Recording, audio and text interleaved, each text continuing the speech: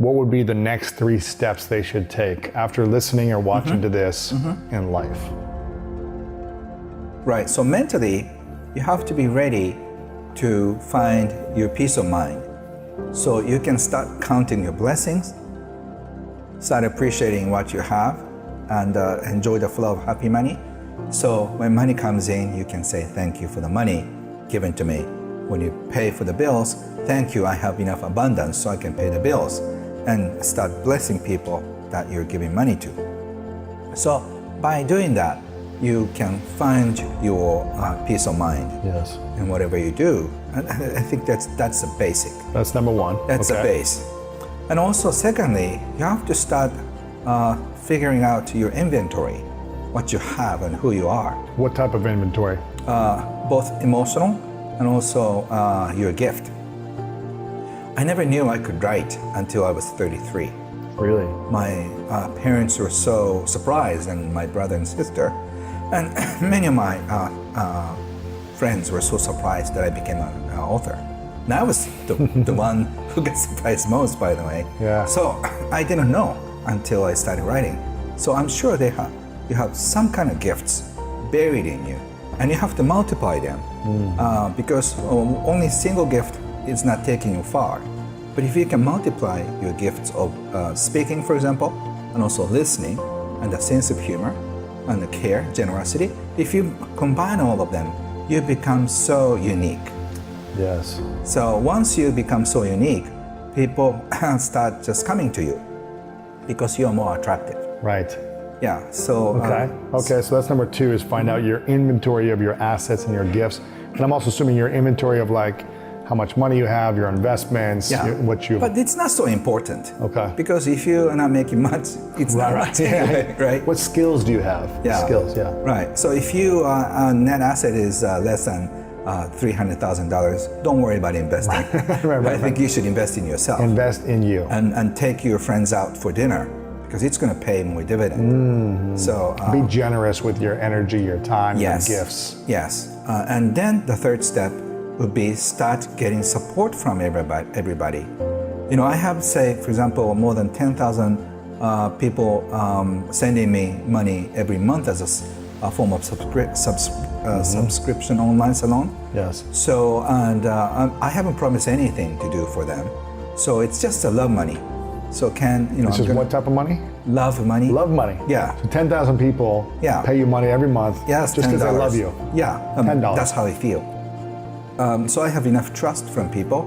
So the happy money, so almost like is given in my custody, so I can help other people. That's cool. So if you start getting fan clubs or cheer supporters, so you can start with 5 people, and you can start having 10 people, 30 people. So the next economy will be very interesting because a lot of people support one another. So instead of working for one big company, say I have 300 people supporting me. Right. Say, and you can increase your monthly support money, say $100 per month. You know, if I get a support from 30 people, $100 a month, that's $3,000. Right. And if you get 50 people who are supporting you with $100, you already have a $5,000 income. So whatever you do, you don't have to be the next entrepreneur of the world. You can satisfy, or at least you can have deep connection with 50 people or 100 people who love you so much and who's not going to let you down when you fall. Yes. So if you have that strong trust from people, you don't have to worry about money for the rest of your life.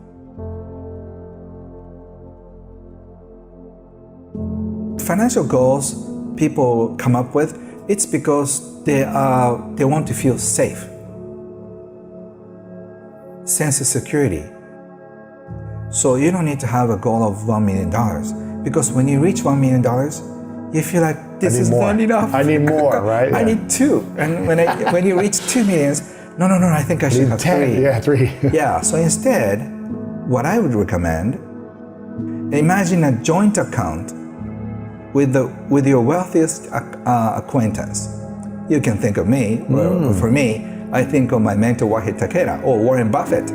think about your imaginary joint account. And when something bad happens, you can withdraw as much money as you want. Really? So this fun illusion, like imagination. What does that do for you when you have that imagination?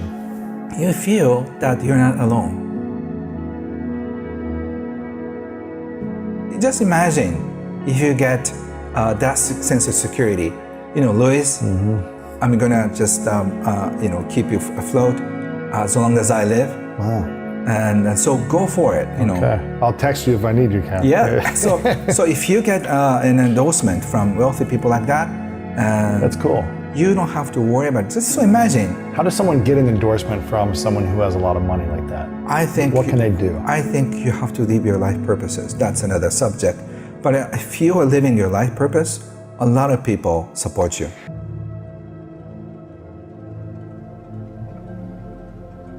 In my mind, wealth is an emotion.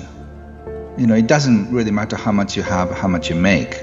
Because I've interviewed over the course of my career, I've interviewed many millionaires and billionaires, and some of them are very unhappy and very upset with everything. And also among the people who are struggling with life, there are also happy people and unhappy people.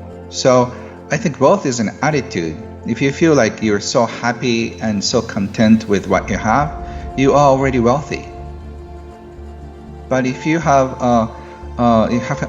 to struggle every day and you cannot find happiness either in your business or in personal life, I think you're not wealthy, even if you have billions in your bank account. The people with radiance of appreciation often attracts more people and more opportunities. So this is not a new age or a spiritual thing. It's a practice to appreciate more. So what you appreciate appreciates. What should we be thinking about instead of I want to make $1 million? Should we be reframing that in a different way? First of all, you really have to figure out what you want in your life. So do you want to be a happy person or do you want to be a wealthy person? You can take both, but the way to happy and wealthy people only has an opening who aim for happiness first. I love this because most people think once I'm there, then I'll be happy, then I'll respect myself, then I'll get the attention I want. But what I'm hearing you say is the only way to happy and wealthy is through happiness first. Yes. And then if you're lucky, or if it's your destiny, I would say, you may be rewarded with money. Money is the end result of what we get after serving the world. So instead of focusing on what you get, you have to really focus on what you give. And our life is in the middle of giving and receiving. So unless we receive well, unless we give well, we can receive. So we are in this cycle of appreciation or resentment. Either cycle you're in, your life exists. So if you start appreciating your life about everything, including money, your life will be filled with money and appreciation. If your life will be filled with resentment, anger, and fear around money and also around life, your life will be also surrounded by fear and resentment and anxiety.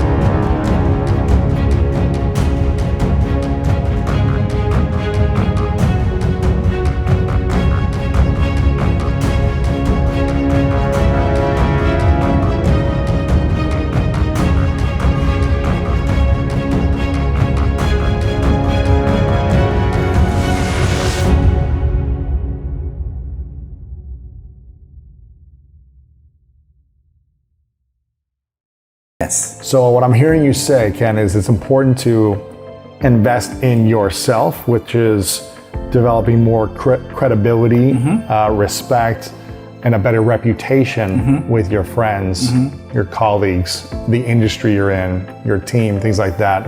So that if that happens, you'll be able to get something going again. Yeah, so in a sense, I'm having a huge deposit to people's heart.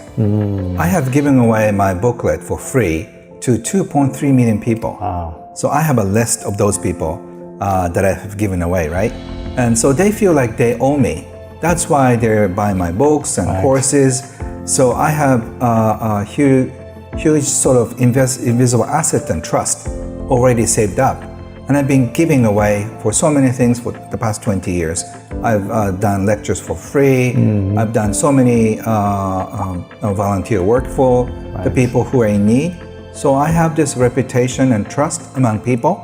So in the next situation, so whatever happens, I can say, I'm going to talk about the next situation and how we can build our assets in the new currency system, new financial system. A lot of people want to listen to me. So I have built enough credibility. So that's why I'm not afraid of going bankrupt. Because if I go bankrupt, I can say the joy of bankruptcy. I can just say 8 steps to recover from bankruptcy. Right, you have a new book. Right, whatever that is. I did, and I'll teach you how to do it. Yeah. Right, so I'm not worried about anything at all.